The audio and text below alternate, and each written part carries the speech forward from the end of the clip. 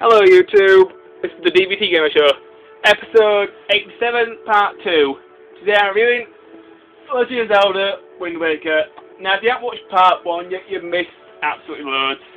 I cover the story, the graphics, the music, the levels, the controls, the gameplay, and some of the good stuff about this game in part 1. So if you haven't watched part 1 yet, please watch that part for you. This is part so you can keep track of what I'm saying. Now let's pick up where I left off. I just left off after talking about the ship. Now I'm going to talk about the weapons and items that you get in the game. You get several weapons and items in this game, and most of them are quite useful. The top line of items are mostly for your boat. For your boat, you've got a telescope, a sail, the Wind Waker, and a grappling hook. The grappling hook can also be used to hook onto things. The middle line, you've got your Tingle Tuner, which is a little Game Boy Advance thing, which lets you call Tingle to drop bombs on stuff there. And you got a camera so you can take pictures of things. Certain things to take pictures of them you will unlock from you. Your iron boots, really classic item. Basically you just put them on and you can survive stronger winds. The magical armor is this little crystal. It protects you for a while, but it drains your magic meter. Bottom line, you've got your potions and stuff.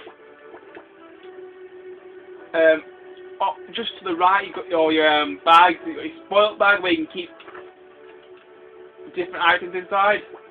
You've got your bait bag so you can call a fish so you can draw your map. You've got your delivery bag so you can deliver post to people. Other items you've got a boomerang, which stop the boat. I'll show you some weapons. The boomerang itself can lock onto 5 targets, and it works really well. You've got 3 arrows in this game. You've got your standard arrows, your fire arrows, your ice arrows, and also your light arrows. Your classic item here, the hook shot, which can grab onto certain things. A really awesome item, which I really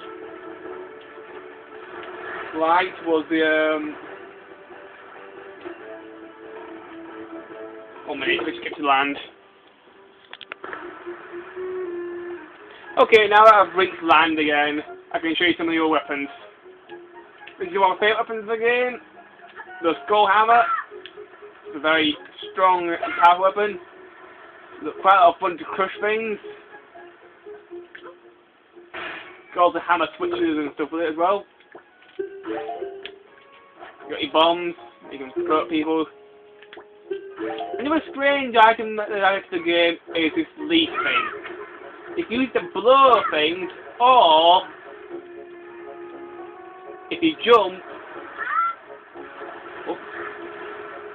and you go right, it's fine so I can jump off and I can show you it.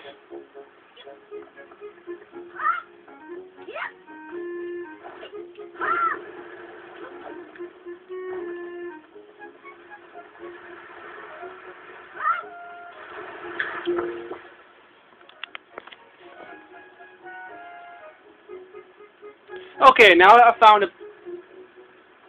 high up place, I can show you how this leaf works. It's not just for fanning things, you can also do this. Put your leaf away first, then jump off, then tap it in the air, and you can float. Or hover. Or glide down to the area. Quite a useful tool. There's one bit in the game where you have to glide from tornado to tornado, and it really can be difficult. It's a very useful tool once you master it.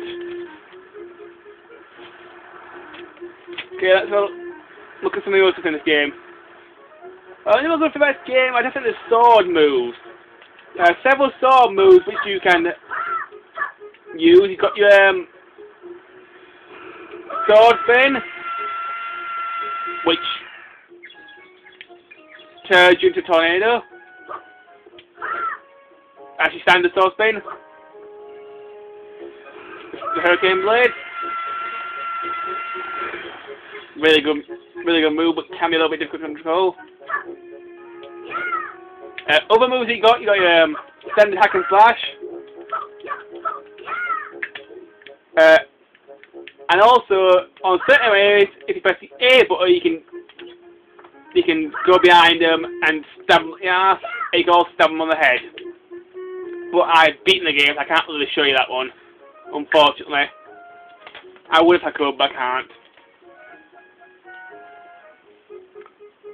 Another bit about this game, I have several Wind Waker songs which you get throughout the game. Most of them are pretty useful. One, which is an absolute godsend, is the Violet of the Gales. This is a teleport song which teleports you around the ocean. It's an absolute godsend when you get it because it takes some of the boredom out of sailing.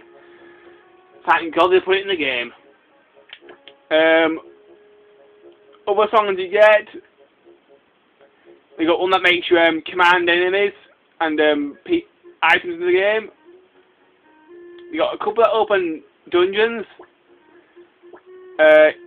You got one that changes it to day or night, and of course you got one that changes the wind.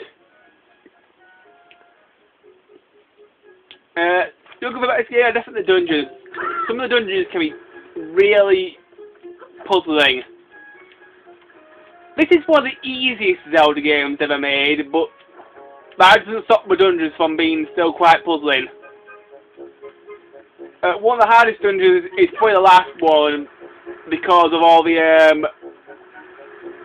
recurring room puzzles where you have to go through a certain room to get to another room. That was kind of annoying, and it made some of the puzzles really hard. And you'll go about this game, I think the bosses. The final fight with Ganondorf is really awesome and quite epic. It's a lot of fun just to fight him again and again. Even Zelda actually helps you fight him.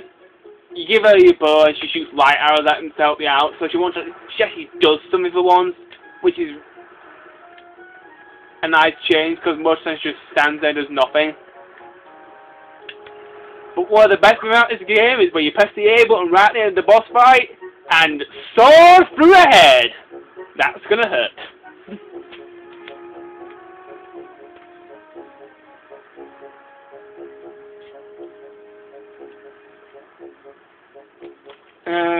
That's basically all the good stuff I'm thinking about this game.